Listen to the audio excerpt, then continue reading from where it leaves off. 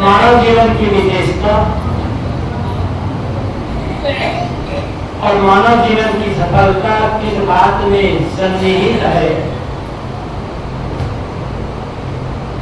संतों ने, महात्माओं ने अच्छी तरह से खोल करके बता दिया है। थोड़ी सी चर्चा मैं करूंगा।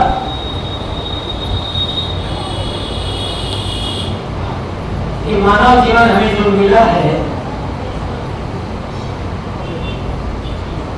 इसे हम 3 भागों में बांट करके देखें और तीनों क्षेत्र में हमें समुचित रूप से काम करने की आवश्यकता है।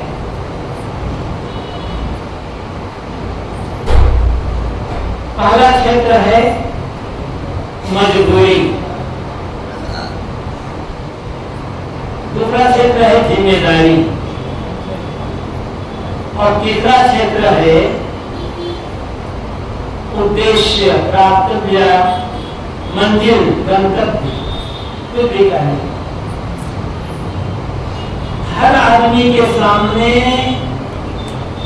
सबसे पहले है मजबूरी। इसके बिना हम कभी आगे बढ़ नहीं सकते। मजबूरी क्या है? जीवन का निर्वाह।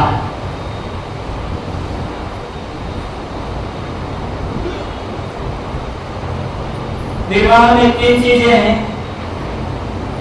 भोजन, कपड़े और निवास।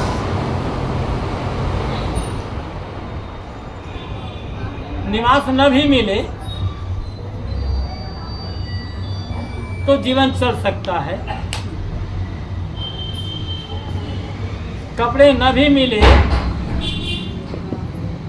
तो भी जीवन चल सकता है, किंतु भोजन न मिले तब तो जीवन जीना असंभव। किंतु भोजन आकाश से टपर करके तो आएगा नहीं। उसके लिए आदमी को अपनी श्रेणी, शक्ति, योग्यता के अनुसार परिश्रम, पुरुषार्थ करने की आवश्यकता है।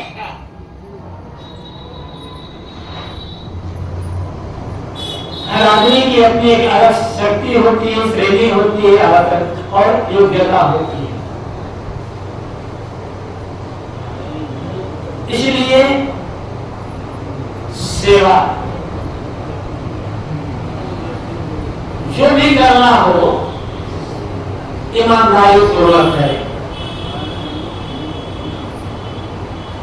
आप खेती करते हो, नौकरी करते हो, व्यापार करते हो, मजदूरी करते हो या कुछ भी करते हो, अपने काम को जब पूजा समझ करके करेंगे, ईमानदारी से समर्पित होकर के करेंगे तो काम बढ़िया होगा और आपको अपने क्षेत्र में उन्नति बराबर मिलती चली जाएगी। संत कबीर ने क्या कहा है? जो कुछ करो तो पूजा। इतने समर्पित भाव से कर्म करने की आवश्यकता है कि जो कुछ भी करें वो पूजा बन जाए। और बात हो रही है तो आप लोग बात कर लें, तभी हम बात कर रहे हैं।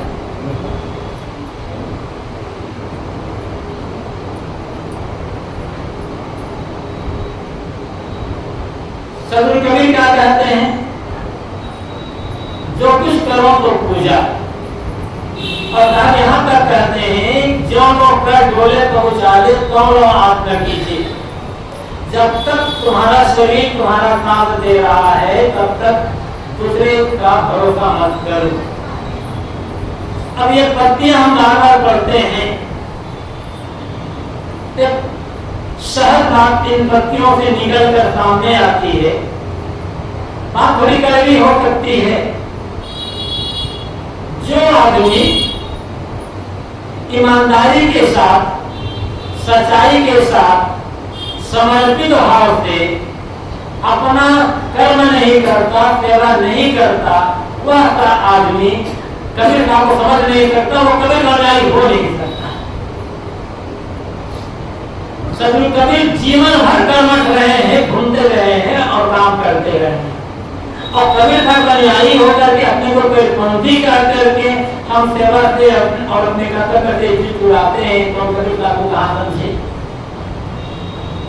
कबीर साहब का गुणगान करना, कबीर साहब का भजन करना एक अलग बात है, और कबीर साहब के बताए रास्ते में चलना अलग बात। कबीर साहब का असली अनुयायी वही है तो कबीर साहब के बताए रास्ते पर चलता है। इसलिए अब जो भी कर रहे हो, मजदूरी भी कर रहे हो, तो ईमानदारी से समर्पित होकर जाए, उससे मन में संतोष आएगा, योग्यता निकलेगी और आगे विकास होगा। इसके साथ साथ एक बात और ध्यान देने की आवश्यकता है, समर्पित होकर काम को करें और काम के परिणाम में जो भी फल मिल जाए उसमें संतोष रखें। संतोष नहीं रखेंगे तो जो आपको मिला हुआ है या मिला, अभी वर्तमान में मिला, उसका आनंद आप ले नहीं पाओगे। और जिसके लिए मन में असंतोष से चाहना है वो चीज मिलेगी नहीं, तो इधर से भी गए, उधर से भी गए। तो जो आपको प्राप्त है, जो मिला है, उसका भरपूर आनंद लें। और जो नहीं मिला है, आप चाहते हैं, जरूरत उसके लिए मेहनत करें, चीज मिलती चली जाएगी। जो आदमी वर्तमान में संतुष्ट रहना, प्रसन्न रहना और खुश रहना नहीं जानता, वह आदमी जीवन में कभी प्रसन्न नहीं रह सकता, प्रसन्नता पूर्वक जीवन जी नहीं सकता। ये बात साधु के लिए उतनी जरूरी है, ये बात उतना ही गृहस्थ के लिए जरूरी है। ये बात परिश्रम सेवा के बाद गृहस्थों के लिए नहीं, साधुओं के लिए उतना जरूरी है। और बिना सेवा किए, ईमानदारी पूर्वक अपने कर्तव्य का पालन किए, किसी का भी चित्त शुद्ध हो नहीं सकता है। और चित्त शुद्ध ही नहीं हुआ तो प्रसन्नता कहां से मिलेगी।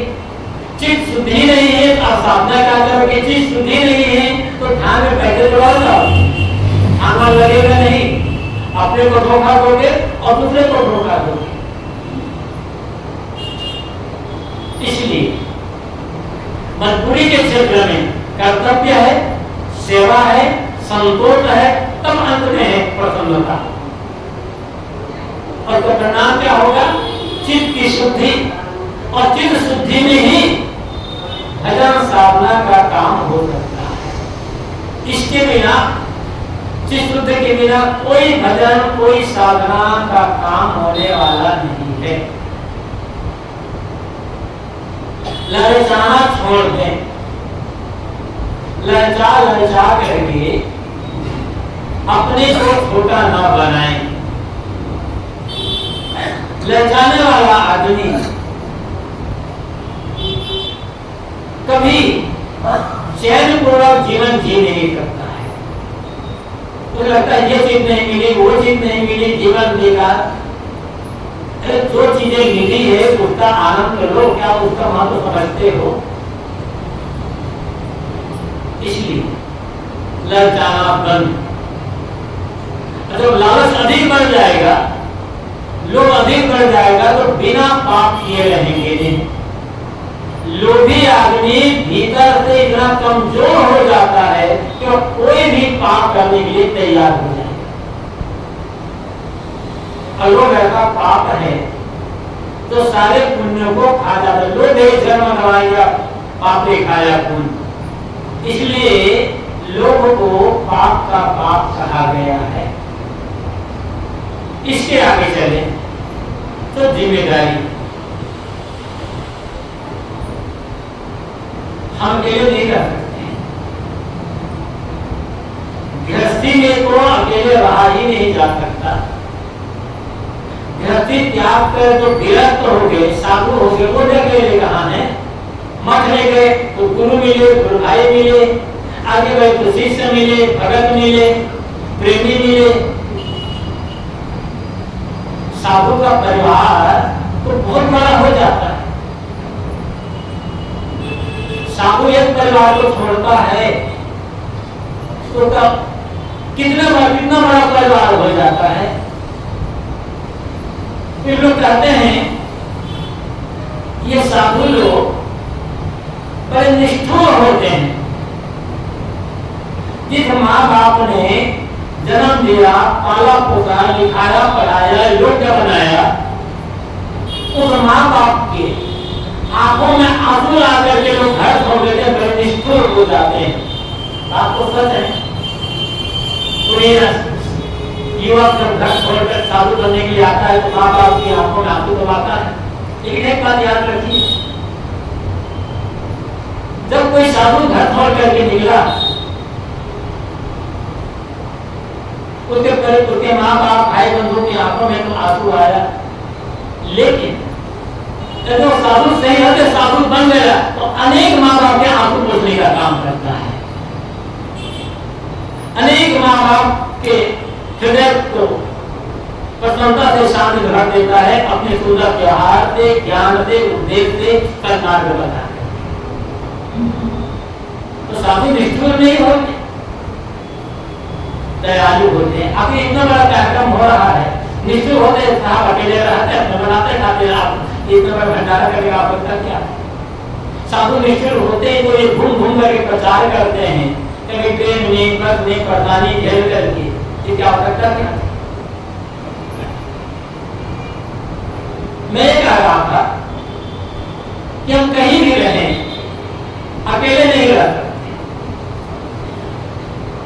कुछ लोगों के बीच ही हमारा जीवन गुजर होगा, चाहे उसे माता पिता कहें, भाई बंधु कहें, पति पत्नी कहें, बेटा बहू कहें, चाहे गुरु गुरु भाई शिष्य कहें, प्रेमी भगत कहें, उनके पीछे तो जीवन गुजरेगा ना। तो जब जीवन गुजरेगा, उनके सहयोग से जीवन का निर्वाह होगा। तो ये क्या होता है? कर्तव्य, जिम्मेदारी। ऐसा कुछ करें कि दूसरों को कुछ मिले। तो कुछ भी मिलना हो सकता है, केवल पैसा मिलना या खाने की चीजें मिलना ही मिलना नहीं। कुछ दे समाज को, चाहे आर्थिक रूप में दे, चाहे ज्ञान के रूप में दे, चाहे शारीरिक रूप में दे, चाहे किसी रूप में दे। और जिम्मेदारी में सबसे बड़ी बात है प्रेम।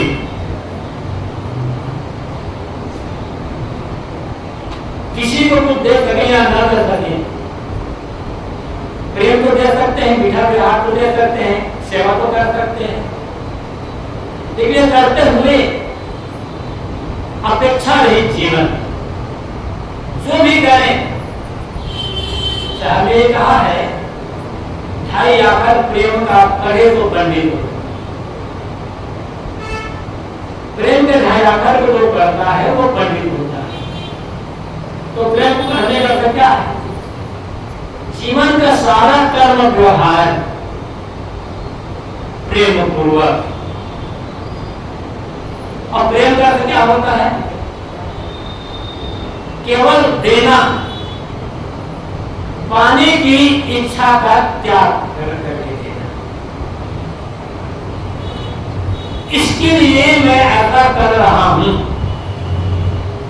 तो मेरे लिए ये ऐसा करे, वहां प्रेम नहीं है, वहां व्यापार है, स्वार्थ। हम करते, सामने वाला जो करना चाहे करेगा, नहीं करना चाहेगा तो नहीं करेगा। करने में खुशी माने। सबसे बड़ा परिणाम क्या चाहते हैं? सबसे बड़ा फल क्या है? काम करते समय, प्रेम का व्यवहार करते समय, सेवा करते समय मन में जो प्रसन्नता आ रही है वो हमारा सबसे बड़ा लाभ है। और किसी भी काम को करते समय मन में प्रसन्नता कब आएगी? जब वो प्रेम पूर्वक हम काम करेंगे, तब प्रेम का व्यवहार करेंगे, तब चीर करके काम करेंगे, पूर्ण करके काम करेंगे, गुस्से में काम करेंगे या दिखावे के लिए काम करेंगे, तो कभी मन में प्रसन्नता नहीं रहेगी। शरीर थकेगा, मन थकेगा और काम बढ़िया नहीं होगा, सामने वाले कोई प्रसन्नता नहीं मिलेगी। तो जो करे चाहना नहीं छोड़ गए, और जहां चाहना है वहां प्रेम नहीं। प्रेम जहां होगा वहां चाहना नहीं, प्रेम जहां होगा वहां अहंकार नहीं होगा। प्रेम का अर्थ क्या है? अपना व्यक्तिगत स्वार्थ और अहंकार छोड़कर हम जो कुछ करते हैं वो प्रेम होगा। जहां खुद का स्वार्थ है और अहंकार है, वहां प्रेम नहीं है, दिखावा है, व्यापार है। और दिखावा करने वाले आदमी को, व्यापारिक जो आदमी व्यापार कर रहा है, उस आदमी को सदैव शिकायत बनी रहेगी, उतना प्रसन्न कभी रहेगा नहीं। प्रसन्नता ये हमारे जीवन की अपनी पूंजी है। तो जीवन की दो पूंजी, एक चित्त की निर्मलता और दूसरा चित्त की प्रसन्नता। यदि चित्त निर्मल है, चित्त कहो मन कहो, चित्त निर्मल है, मन हर समय प्रसन्न है और रात में आपको गहरी नींद आ रही है, समझ लेना मैं दुनिया का सबसे अमीर आदमी। चित्त गंदा है, अशुद्ध मलिन है मन, हमेशा उड़ रहा है, चिंता में, भय में, तनाव में डूबा हुआ है मन। रात में सोते हैं, बराबर नींद नहीं आ रही है, अरबपति होकर भी आप महाकंगाल हैं, कुछ नहीं है आपके पास। कोई अरबपति है तो अच्छी बात है, लेकिन वो काम नहीं आएगा। अरबपति तो हैं, अरबों रुपए के मालिक तो आप बने हुए हैं, फिर दुखी क्यों है? फिर आपको बराबर नींद क्यों नहीं आ रही है? यदि अरबपति होने में जीवन का लाभ होता तो चैन से जीते, प्रसन्नता से जीते और रात में बहुत बढ़िया नींद सोते। लेकिन न मन में प्रसन्नता है, न मन में शुद्धि है, न रात में गहरी नींद है, तो अरबपति नहीं खरबपति बन भी गए तो आपको मिला क्या? कंगाली रह गए ना। ये कंगाली समझ में नहीं आती, सब दिखाओ में, सब दिखाओ में पड़े हुए हैं। उसका इतना बड़ा मकान तो हमारा इतना बड़ा मकान क्यों ना, उसका इतना बड़ा व्यापार हमारा इतना बड़ा व्यापार क्यों ना हो, उसकी ऐसी दुकान हमारे तुम्हारे ऐसी क्यों ना हो, उन्होंने ऐसी गाड़ी खरीदी हम उससे बड़ी गाड़ी क्यों ना खरीदे। बराबरी कर रहे हो ना। तो बराबरी करने वाला आदमी को जीवन में प्रसन्नता का अनुभव नहीं होगा। सब दौड़ रहे हैं और दौड़ ऐसी अंधी दौड़ है जिसका कहाँ कोई डेस्टिनेशन है ही नहीं, कोई मंजिल वहां है ही नहीं। बराबरी करना है ना। यदि आप चाहते हैं मैं उसके जैसा बनूं तो जरूर बनिए, लेकिन पैसा के मामले में नहीं, व्यापार दुकान के मामले में नहीं, पद प्रतिष्ठा के मामले में नहीं। वो ऐसा त्यागी है मैं उससे बड़ा त्यागी बनूंगा, वो ऐसा वैरागी है मैं उससे बड़ा वैरागी बनूंगा, वो इतनी सेवा करता है तो उसे ज्यादा सेवा करोगे। यहाँ बराबरी करिए ना, इतना देखेंगे जीवन में बहुत आनंद आ जाएगा। वो कितना विनम्र है, कितना समाजशील है, कितना झुक करके रहता है, कितना संतोषी आदमी है। मैं उसके पीछे नहीं रहने वाला हूँ, उससे आगे निकल कर दिखाऊंगा। फिर देखिए जीवन में कितना आनंद आएगा। कभी आपने ऐसी बराबरी की है? ऐसी बराबरी करने वालों को देखा है? उन्होंने इतना बड़ा मकान बनाया, हम उससे बड़ा मकान बनाएंगे। पैसा नहीं कहा लाओगे, चोरी करोगे, बेईमानी करोगे, धोखे भूखोरी करोगे, और कल तोड़ोगे, चैन से जियोगे। असली जीवन जीना आदमी जानता ही नहीं है। ये जीवन तो मिला है मानव जीवन, क्या सचमुच में मनुष्य बन करके जी रहे हैं? फलनदार है और जो दुर्लभ है द्वारा नहीं मिलेगा। इतना दुर्लभ मानव जीवन मिला है, क्या सचमुच में मनुष्य हो करके रह रहे, मनुष्यता का काम कर रहे हैं? अकेले बैठकर ईमानदारी से विचारिएगा, मैं मनुष्य हूं। लोग मुझे भगत कहते हैं, लोग मुझे पुजारी कहते हैं, लोग मुझे धार्मिक कहते हैं, तो मुझे साधु महात्मा भी वो कहते हैं। तो क्या सचमुच में ऐसा व्यवहार, ऐसा आचरण, ऐसे कर्म मेरा है, ऐसा मन मेरा है? कभी अकेले बैठकर विचार किए हैं? नहीं किए हैं तो अब विचार करिए। और कहते हैं कि बड़े सौभाग्यवान जीवन की प्राप्ति होती, सभी लोग का सब दुर्लभ तो कहते ही हैं। अनेक जन्मों के पुण्य कर्मों का संस्कार जब उदित होता है, तब ये मानव जीवन की प्राप्ति होती है। अच्छी बात। कितने कितने जन्मों की पुण्य कर्मों का उदय हुआ, तब आज हमें मनुष्य का जीवन मिला है, वो भी स्वस्थ शरीर मिला है, बुद्धि मिली है, सारी इंद्रियां सबल मिली है। और हम तो क्या कहते हैं, ये जो मानव जीवन मिला है, ये कल्याण के लिए मिला है, मुक्ति प्राप्ति के लिए मिला है। व्यापार, कोई भी व्यापार सफल तब माना जाता है जिस मूल पूंजी को लेकर व्यापार शुरू किया गया, वह मूल पूंजी को जो व्यक्ति बनी रहे, रोज रोज मुनाफा बढ़ता चला जाए और एक ऐसा समय आ जाए हम एक नई दुकान खोल सके, तो वो दुकान, वो व्यापार असली व्यापार माना जाएगा। वो व्यापारी सफल है। हमारे मानव जीवन भी व्यापार है, और सबसे बड़ा व्यापार ये मानव जीवन है। पुण्य कर्मों की हम पूंजी लेकर के आए, कहते हैं कि पुण्य कर्मों को उदय हुआ तब मानव जीवन मिला, शुभ कर्मों को उदय हुआ, संस्कारों को उदय हुआ तब मानव जीवन मिला। तो पुण्य कर्म, शुभ संस्कार की पूंजी लेकर के हम आए और थोड़ा बड़ा हुए। अब ये सोचे पुण्य कर्मों पूंजी लेकर के हमने व्यापार शुरू किया मानव जीवन का, कितना पुण्य का काम करना है, कितना पुण्य अर्जित हुआ है।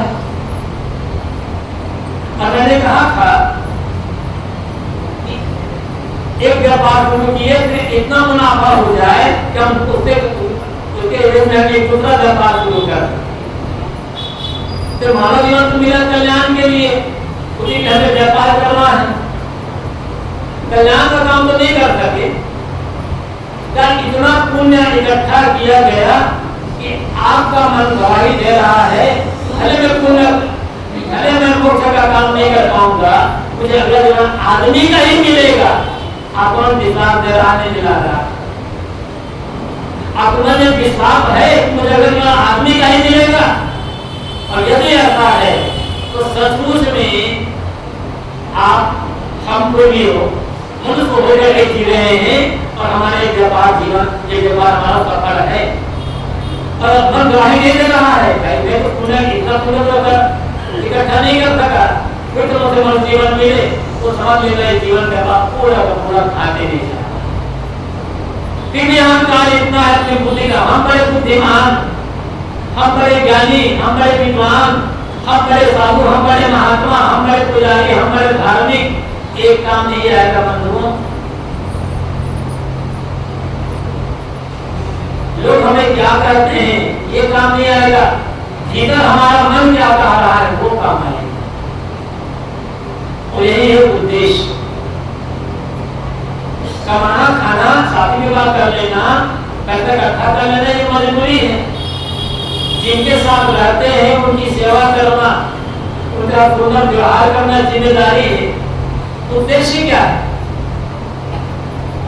उद्देश्य यह है कि इसी जीवन में सारे बंधनों को काट करके कल्याण की प्राप्ति। और कल्याण भरने के बाद होगा तो देखा कितने हैं जिनका शरीर छूट गया वो तो बताया नहीं कि मेरा कल्याण हो गया, और हम जीवित हैं, हमें मालूम नहीं है कि उनका कल्याण हुआ या नहीं हुआ। तो कल्याण